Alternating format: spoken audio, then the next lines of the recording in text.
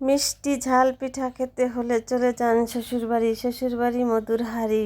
আর লোকে বলে জামাইয়ের মুখ চুলার মুখ। জামাইকে যত খাওয়াবেন তত ভালো। ঝাল ঝাল পিঠার রেসিপি নিয়ে চলে আসলাম আবারও। কিভাবে বানামো পিঠাটা ওইটাই দেখাইতেছি।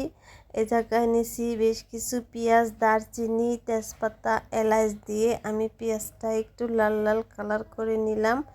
নিয়ে এ জায়গাতে দেব বেশ কিছু কাঁচামরিচ, কারণ পিঠাটার নামই ঝাল পিঠা। বেশি যত ঝাল দিবেন তত পিঠাটা খাইতেও ভাল লাগবো।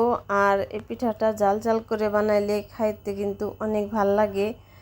আর সাথে যদি থাকে সালাদ তাহলে তো আরও ভাল লাগে।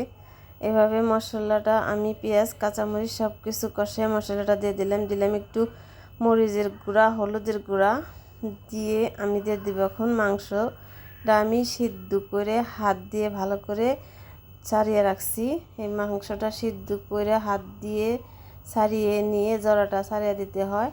তো এখন আমি সব মশলার সাথে মাংসটা মিশিয়ে ভাজা ভাজা করে নিব, কারণ এটা ভেজা ভেজা থাকলে পিঠাটা বেশি দিন থাকে না। যদি আপনারা এটারে অনেক ভাজা ভাজা করে নেন, আর বেশিও ভাজা না বেশিও ভিজা না, স্বাভাবিক মতো করে নিলেই এই পিঠাটা অনেক দিন থাকে। আর আমার মাংসের জোড়াটা হয়ে গেছে গা, এরকম ঝোড়া ঝোড়া ঝরঝরা থাকবো। পিঠাটা বানিয়েও আপনারা অনেক আরাম পাইবেন। অনেক সুন্দর ঝরঝরা হয়েছে, এরকম ঝরঝরা জোড়াটা হয়ে গেছে গা। এখন আমি নামাইয়ে নিমু। নামাইয়ে আমি পিঠা বানানোর জন্য এ জায়গায় ছোট ছোট করে রুটি বানিয়ে নিতেছি। রুটিটা আবার আমি একটা মুখা দিয়ে কাটে নিমু, কাপ দিয়ে কাটে নিতেছি। এটা যে কোনো সাইজ মতো আপনারা কাটে নিতে পারেন। আর এভাবে মাংসগুলা বইরে এভাবে চেপে চেপে পিঠাটা এখন মুখটা আটকিয়ে নিব। একটু ডিজাইন করে নিতেছি।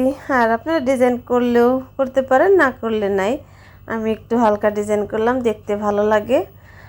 আর হচ্ছে গিয়া এখন সবগুলা পিঠাই বানানো হয়ে গেছে গা। এখন গরম তেলের ভিতরে একে একে সবগুলা পিঠাই ছাইড়া দিয়ে সুন্দর করে মচমচা করে ভাইজা নিমু। এই পিঠাটা গরুর মাংস দেখাইলেও ভাল লাগে, মুরগির মাংস দেখাইলেও ভাল লাগে। যে যেরকম পছন্দ করেন সেরকমই খাইতে পারবেন। আর পিঠাটা এখন আস্তে আস্তে উল্টিয়ে পাল্টিয়ে ভাইজা নিমু। এই পিঠাটা অনেকেই পছন্দ করে, এমন কোনো মানুষ নাই যে পিঠাটা পছন্দ না করে। আমাকে ঘরে তো সবারই অনেক পছন্দ। আর এই পিঠাটা মাংস লাগে দেখে সবসময় বানানো হয় না, হয় বছরে 2-3 বার বানানো হয়। তাছাড়া তো আর রেগুলার এই পিঠাটা বানিয়ে খাইতে পারি না। তো এরকম করে আমি এক খোলা পিঠা ভাইজা উঠে নিছি।